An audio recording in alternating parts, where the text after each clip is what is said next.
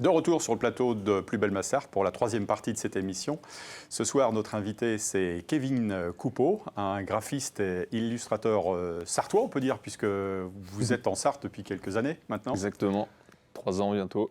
Mais vous êtes originaire de la Mayenne. Exactement, ouais, je suis lavallois d'origine.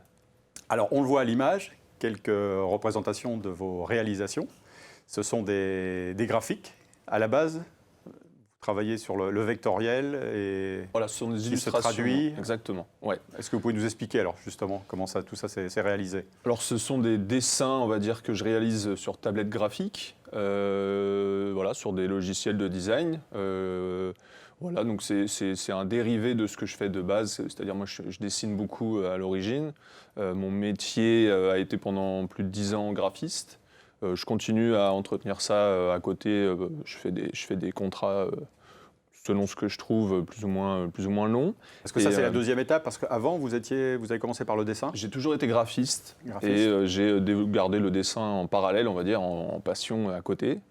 Et puis ça a pris un petit peu quand j'ai démarré à faire ce genre d'affiches sur Laval. Et voilà, j'ai commencé par les offices du tourisme qui m'ont fait des demandes de revente sur Laval notamment, et puis un petit peu autour ensuite, ça s'est développé comme ça. D'accord. C'était une vocation pour vous, le dessin, le graphisme? Ouais. C'est quelque chose que vous envisagiez? C'est une passion. C'est une passion? C'est une passion, mais on ne sait jamais ce qu'on va en faire à l'avenir. Ouais. Mais ouais, c'est de base une passion. Ouais. Alors si je vous invitais ce soir, c'est justement du fait de l'originalité de votre production. Et surtout, vous vous êtes attaché à des villages sartois. On voit derrière nous des images du Mans, on voit des images des remparts. Vous avez fait des réalisations aussi sur Ciel-Guillaume. Pourquoi les villages sartois alors? Qu'est-ce qui vous inspire? Alors, c'est le même rapport que j'ai aux villages, quel qu'il soit. J'en ai fait en Mayenne. Je trouve que ce que j'illustre, j'essaie de montrer des zones qui ne sont pas assez mises en avant et qui gagnent à être mises en avant, et que personnellement, déjà, moi, j'apprécie quand j'y passe. Parce que vous êtes originaire peut-être d'un petit village? Je suis d'un petit village qui n'est pas forcément photogénique particulièrement, mais voilà, j'ai voulu un petit peu mettre une entorse aux préjugés sur les petits villages qui sont pas un petit peu mis dans l'ombre des grandes villes, Nantes, Rennes et ce genre de choses, qui sont très illustrées, qui ont un peu plus de tourisme. Et j'ai trouvé un intérêt à illustrer et mettre en avant des villages qui sont un peu plus petits, plus discret, mais pas forcément moins charmant. Alors ça veut dire que ça, c'est une initiative qui est personnelle, ou vous travaillez aussi à la demande de certaines communes qui vous sollicitent pour réaliser? Voilà, j'ai les deux. De base, c'est personnel, c'est moi qui ai commencé à créer et proposer les affiches à la vente. Et derrière, effectivement, j'ai eu des structures, des offices du tourisme ou des villes qui sont venus me demander des illustrations sur des sujets. Par exemple, des musées qui m'ont demandé une illustration de la zone sur laquelle ils sont installés, voilà. Exactement. Même si là, il y a une dominante orangée, on le voit sur ces dessins, on peut dire que vous utilisez des tons différents de couleurs en fonction des lieux, en fonction aussi de l'ambiance peut-être de jour et de nuit, quoi. J'aime bien trouver l'ambiance qui met un petit peu, qui démarque du décor que j'illustre. Voilà. J'essaie de donner une touche et une ambiance que j'aime. Et puis voilà, les vieilles rues, je trouve que ça a quand même vachement de charme. De nuit, c'est quelque chose qui prend une belle dimension de nuit, donc c'est ça que j'ai essayé de travailler. La première étant celle qu'on vient de voir passer, étant de Laval, et puis voilà, celle du Mans aussi. Et le vieux Mans, vous a semble-t-il inspiré? Parce qu'il y a pas mal de quoi faire. Ouais. J'ai pas fini, je pense. C'est un endroit justement que vous essayez de fixer un petit peu sur votre objectif, sur vos objectifs, et après de les transformer en affiche, quoi. Exactement. Ça va être soit de la photo, soit du croquis, et puis surtout mes impressions à moi quand je me promène, on va dire. Et c'est ça que j'essaie de rendre dans mes illustrations, c'est l'impression que j'ai quand je passe dans les lieux que j'illustre. Donc voilà, je ne sais pas si c'est réussi, mais en général, quand moi je suis satisfait et que j'ai réussi à retranscrire ce que j'avais un petit peu éprouvé sur le lieu, j'estime avoir bouclé mon visuel.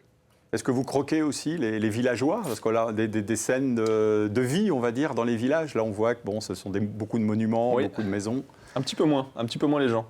J'ai un peu moins cette approche sur les gens. J'en injecte toujours dans mes visuels. Pas toujours, mais j'essaie au mieux d'injecter un petit peu de vie dans les affiches. Mais c'est pas la première démarche. Ouais. Quel outil vous utilisez alors pour travailler justement Alors moi, je commence par un crayon et un papier Ouais. pour essayer de poser un petit peu ce que je veux construire. Et puis ensuite, tout le travail se fait donc avec un ordinateur et puis une tablette graphique. Voilà, pour justement construire, dessiner mon affiche un petit peu. Et puis ça évolue aussi au fur et à mesure. Et les affiches, Et, ça peut être du 4x3, ça peut à Exactement. l'infini presque, on peut dire. Ça C'est peut être, voilà, c'est l'avantage ouais. de la façon que j'ai de travailler, c'est que c'est du dessin vectoriel. Ça me permet d'adapter mes visuels en taille et on ne perd pas la qualité du visuel. Et c'est un petit peu pour ça que j'ai choisi aussi cette technique-là. Et puis voilà. Donc, On ne peut pas dire que vous avez atteint un rêve, mais c'était quelque chose auquel vous pensiez déjà tout petit, tout jeune à l'école. C'était de vous épanouir, d'assouvir ouais. d'être dans le dessin, dans le graphisme, dans l'illustration, d'être dans le... Ouais, c'était vraiment quelque chose ça, qui vous tenait à cœur. Ouais, c'est quelque chose qu'on espère toujours quand on a une passion, c'est de pouvoir en avoir quelque part un jour un retour et puis de pouvoir en vivre éventuellement. C'est pas encore mon cas, j'en vis pas complètement, mais Ouais. du coup j'ai réussi à démarrer quelque chose qui est quand même assez agréable. Ouais. Paradoxalement, ce qui est peut-être le plus difficile aujourd'hui, c'est d'exister sur la place publique, de se faire connaître peut-être.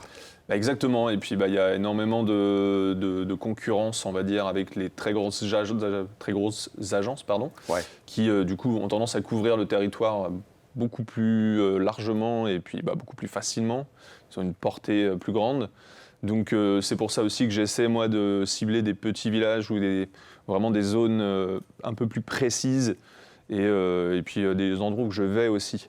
Ouais. Et ça permet... Des niches Voilà. un petit peu là où ne vont pas les autres, justement, J'essaie peut-être. de regarder ce qui existe et ce qui se fait et j'essaie d'essayer de contourner ça et puis d'amener une touche vraiment personnelle, ce qui doit fonctionner un petit peu parce que les affiches sont quand même différentes toutes les unes des autres. J'essaie de ne pas faire quelque chose de ressemblant. Voilà, j'essaie de me démarquer au mieux. C'est quoi vos projets alors pour 2024 Quels sont les objectifs? Qu'est-ce que vous visez? Qu'est-ce que vous souhaitez réaliser peut-être? À 2024, je vais développer la Sarthe, parce que du coup, là, ça fait 3 ans que je suis là, donc... Le département? je vais essayer d'élargir un petit peu, il y a de quoi faire. Il y a matière. Surtout donc, que vous avez des paysages qui sont vallonnés, variés, on va dire. C'est la Exactement. richesse du département. ça. C'est très très varié, du nord au sud, il y a vraiment des grosses disparités, donc il faut que moi-même je découvre la Sarthe en profondeur encore, et puis voilà, je pense que j'ai de quoi faire. Donc voilà. Eh bien, merci, Kevin. C'est moi qui vous remercie. Merci, bon vent. Voilà, ainsi s'achève cette émission de Plus belle ma Sarthe, consacrée ce soir au village de Marson. On se retrouve la semaine prochaine. Merci de votre attention du côté de Torcé-en-Vallée. Bonne fin de soirée, merci.